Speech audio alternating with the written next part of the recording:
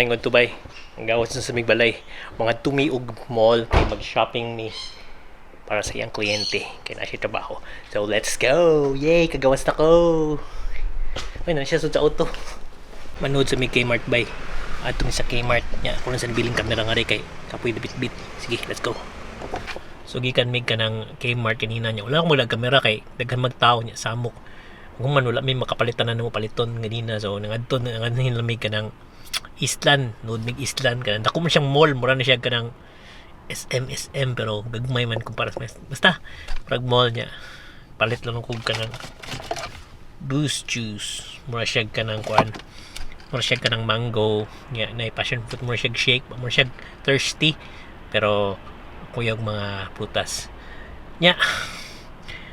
Mo to. Nagpaabot pa ko sa kanang kuan na deal na ko kung ice light. Parang suga na ako ba naman akong i-deal. Baligyan ako kay wala na gamit niya. Wala na kaya na-shoot. Di sa ginagamit ito. Petang mahalin to ron. Pero ahon ta lang. Sige. Let's go. Paabot ah. So sa mulak ko ganina, among napalit, mao ni siya. Kadaghan sa pantaw na grabe. Na ubi nga dinner rolls na say mutom sa nang uban. Wa, nagitapat ko ni Suti, bonbon. Palit, may paano niya man, palit sa miglang pagkaon ganina. Sa pati lang pagkaon na palit ganina? Cake, pwede may cake, pakit na mas cake. So, ania, unin siya mo na palit ganina. Chocolate cake, nga wako kasabot, flying cake. Yan na pa may kaning ube nga, perting kadaghang butter. Ay, nagka-icing ko. Tara, ube cake.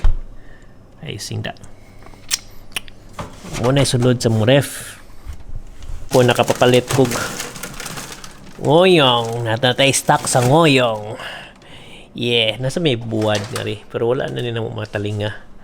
Buwad nga pusit. Muna siya. Pastil ang paspata sa oras. Uy, karon gabi na sad. Yeah. Karon matug na sad. Busog na sad mi. Hindi akong trabaho. Yan pa siya tiwason ng trabaho. So, nasad ba eh? Wala naman nitabo karon. Oo naman.